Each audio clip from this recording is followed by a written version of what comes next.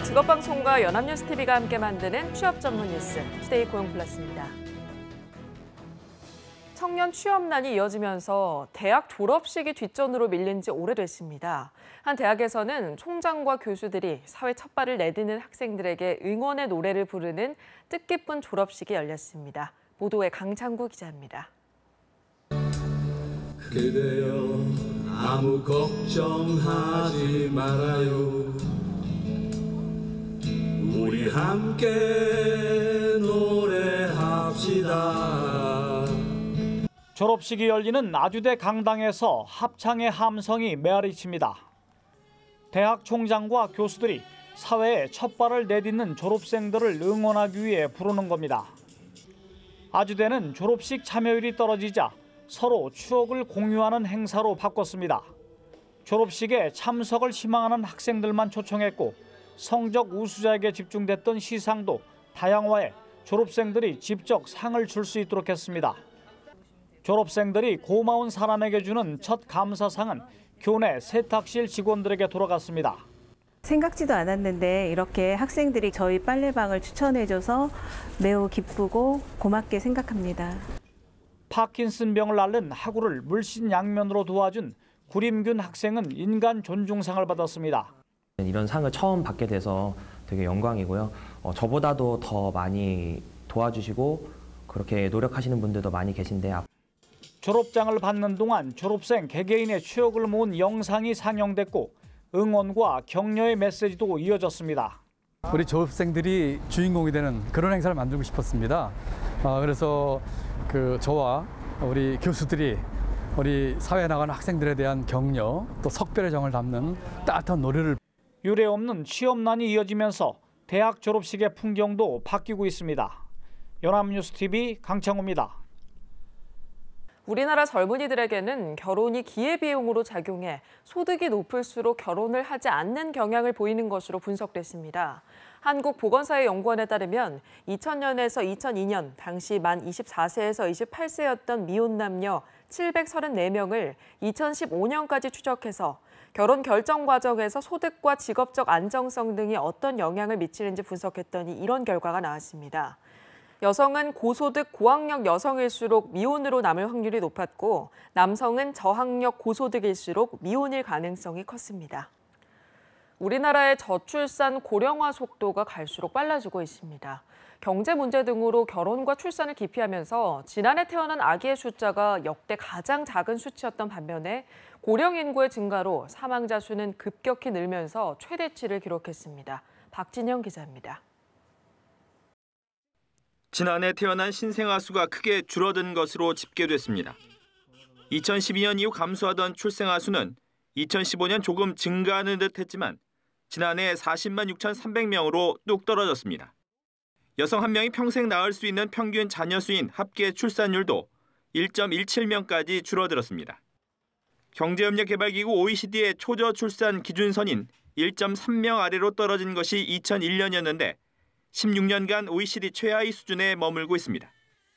고령 인구가 늘면서 사망자 수는 28만 1,000명으로 1983년 사망 원인 통계를 작성한 이래 가장 많았습니다. 사망에 있어 남녀 차이가 있었습니다. 먼저 사망자 수는 남성은 70대가 가장 많았던 반면 여성은 80대에 집중됐습니다. 인구 1,000명당 사망자를 뜻하는 사망률은 남자가 여자보다 높은 1.2배였는데 50대에서는 2.7배로 남성의 사망률이 월등히 높았습니다. 출생아 감소와 사망자 증가로 인구 자연 증가도 12만 5천여 명으로 역대 최소를 기록했습니다. 통계청은 사망자가 출생아보다 많아지는 2029년부터 인구의 자연 감소가 시작될 것으로 전망한 바 있습니다. 연합뉴스TV 박진영입니다. 지속적 기준금리 인하와 저금리 지속, 유동성 확대 공급 등의 영향으로 시중에 풀린 현금이 100조 원을 넘는 것으로 나타났습니다. 한국은행에 따르면 지난달 말 화폐 발행 잔액은 103조 5,100억 원으로 사상 최대를 기록했습니다. 지난해 말보다 6조 1,277억 원 늘어난 것이자 처음으로 100조 원 선을 넘어선 겁니다. 그러나 소비가 위축되면서 돈이 돌지 않아 예금 회전율이나 통화 유통 속도 등의 지표는 역대 최저 수준을 벗어나지 못했습니다. 전국의 땅값이 작년보다 4.94% 올라서 2009년 금융위기 이후 최고 상승률을 기록했습니다. 서울 명동의 네이처 리퍼블릭 화장품 매장은 14년째 전국 땅값 1위를 기록했습니다. 김종성 기자의 보도입니다. 국토교통부가 올해 전국 표준지 공시지가를 조사한 결과 작년보다 평균 4.94% 올랐습니다. 금융위기로 하락세를 보였던 2009년 이후 최대 상승폭을 기록했습니다. 지역별로는 제주 땅값 상승률이 18.66%로 1위를 기록했고 부산과 세종이 뒤를 이었습니다. 인천은 상승률이 가장 낮았습니다. 제주는 혁신도시와 제2공항 이슈, 부산은 해운대 관광리조트 개발 등 확실한 호재가 있었습니다. 제가 서 있는 이곳은 서울 명동의 네이처 리퍼블릭 화장품 매장입니다. 1제곱미터당 가격이 8,600만 원에 이르는데 2004년 이후 14년 연속 우리나라에서 가장 비싼 땅으로 기록됐습니다. 이어 우리은행 명동지점과 인근의 유니클로, 토니모리, VDL 매장이 그 뒤를 이었는데 표준지 공시지가 상위 10곳이 모두 서울 중구 명동에 집중됐습니다.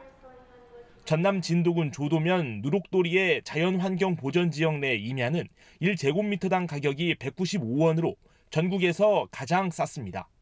초고층 사옥 타이틀을 놓고 치열한 자존심 경쟁을 펼치고 있는 현대차와 롯데는 희비가 엇갈렸습니다.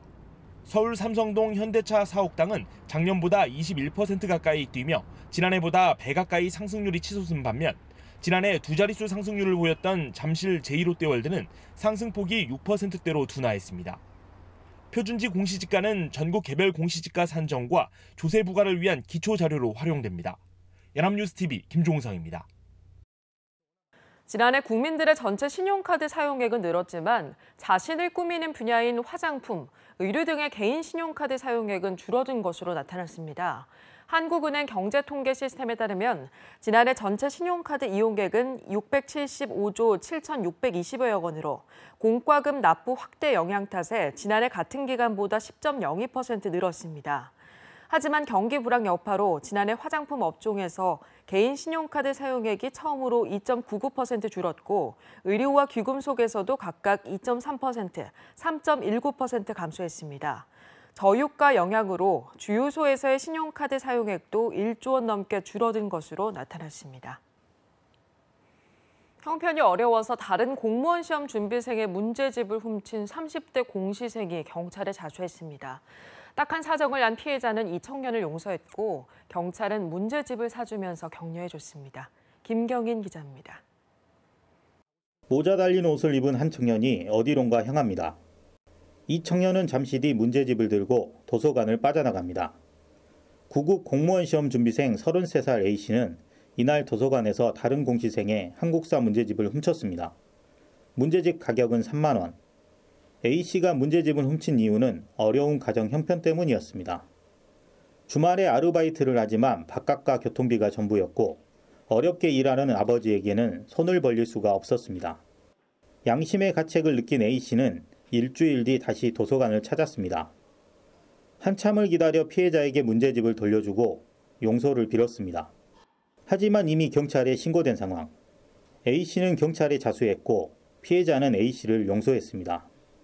A씨의 사정이 딱하기는 경찰도 마찬가지. 광주 북부경찰서 박병원 경감과 강정식 경위는 지갑에서 5만 원을 꺼내 A씨에게 쥐어줬습니다. A씨에게 문제집도 한 권 선물했습니다. 안타까운 마음 들어서 또 어른들이잖아요. 우리는. 어른들이고 그래도 어찌됐든 직장생활 하고 있는데 책 한 권 정도는 사줄 수 있잖아. 경찰은 A씨가 초범인 점 등을 잠작해 전과가 남지 않는 즉결 심판을 청구할 예정입니다.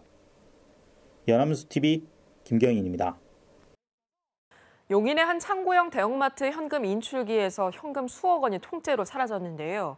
경찰이 사건 발생 나흘 만에 용의자들을 긴급 체포했습니다. 바로 해당 ATM기를 관리하는 경비업체 직원들이었습니다. 배삼진 기자입니다. 경기도 용인의 한 주택. 경찰이 들이닥쳐 집안을 뒤지자 현금이 든 가방이 발견됩니다. 수사관들이 펼쳐 돈을 세어보니 2억 원이 넘습니다. 경찰이 대형마트 현금 일출기에서 현금을 훔친 혐의로 경비업체 직원 26살 A씨 등 2명을 긴급 체포했습니다. A씨는 현금 인출기 경비업무를 맡은 직원으로 지난 17일 오후 8시 45분쯤 해당 대형마트 현금 일주기에서 2억 3천여만 원을 훔친 혐의를 받고 있습니다.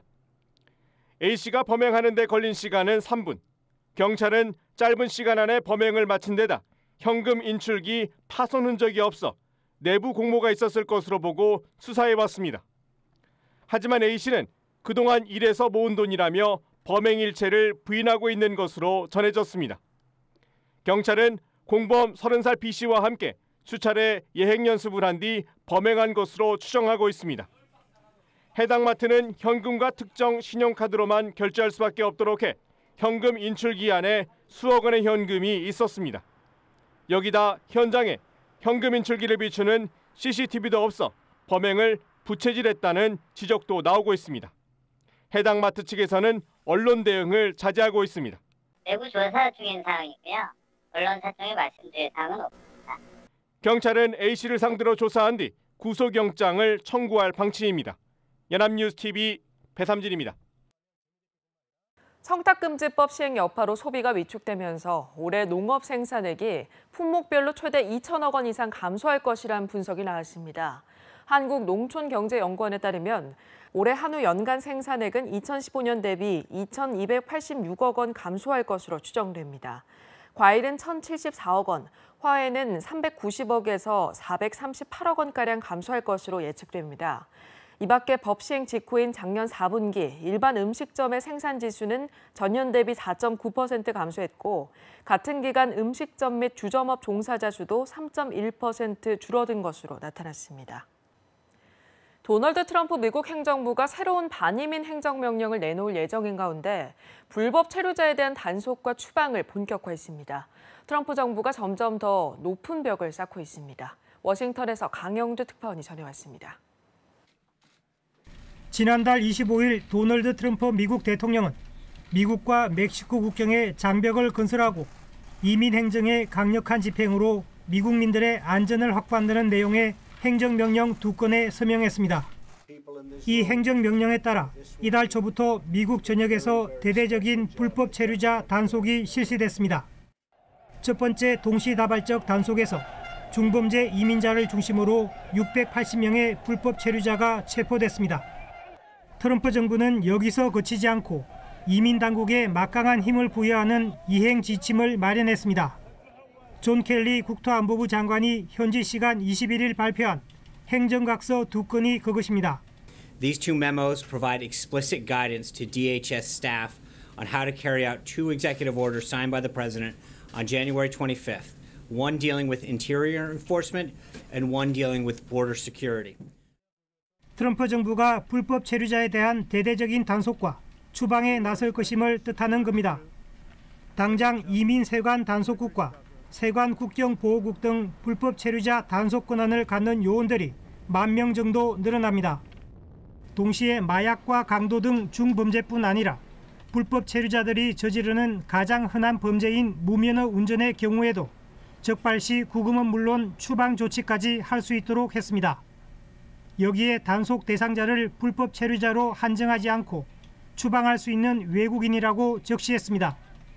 불법 체류자 신분이지만 지난 수년간 미국에서 가족들과 함께 틀을 잡고 살아온 사람들은 추방의 공포에 시달려야 합니다. 워싱턴에서 연합뉴스 강영두입니다.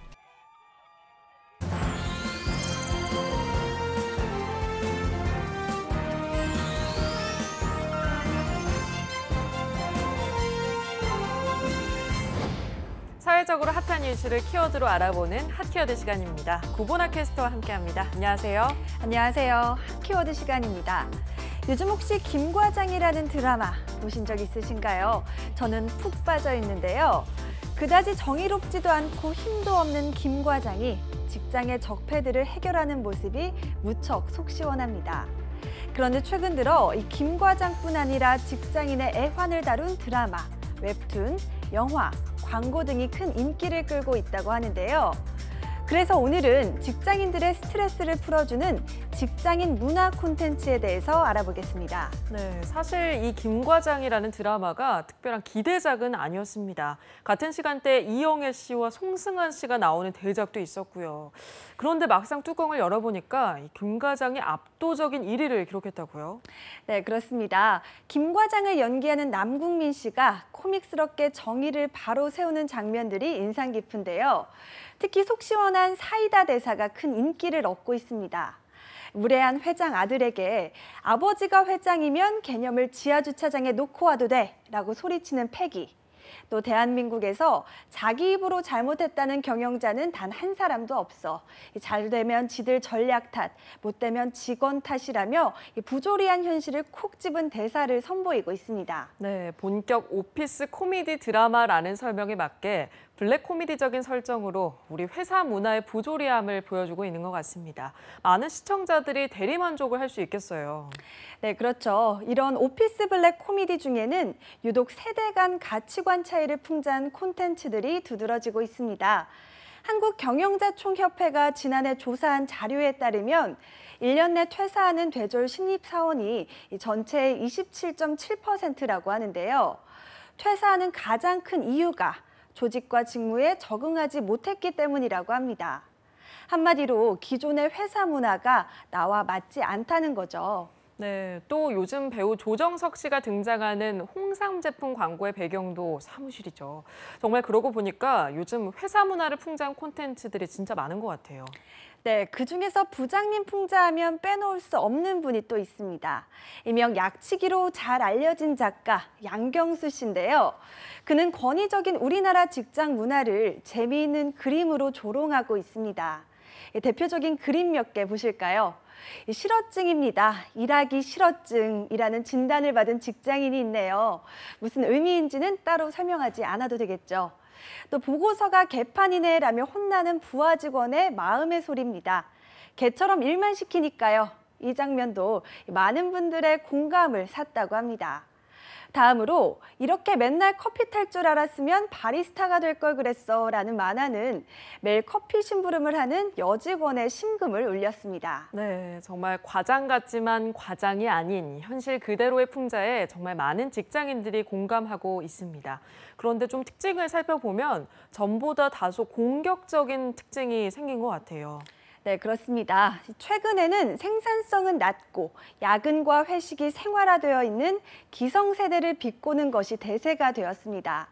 불근의 야근, 아재 개그의 물개박수, 다 된 밥에 수저얹기 같은 황당한 일을 저지르는 부장들을 조롱하는 광고, 심지어 직장 상사를 씹어보자는 의미에서 사장껌, 부장껌이 등장하기에 이르렀습니다. 네, 회사에서 일상화되어 있는 폭력적인 상황을 풍자하면서 공감을 불러일으키는 방향으로 콘텐츠들이 발전하고 있다고 보면 되겠네요.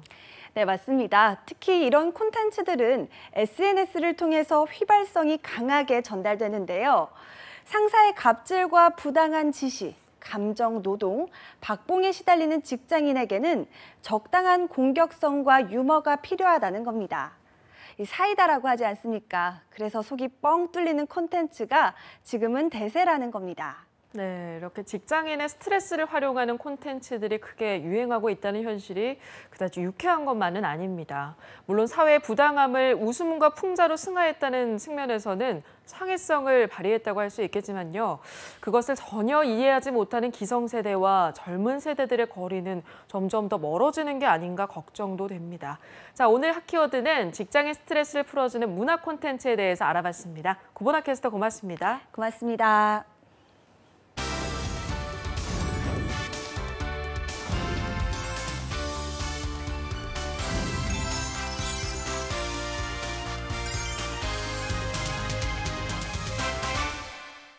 투데이 고용 플러스 오늘 준비한 소식은 여기까지입니다. 함께해 주신 여러분 고맙습니다.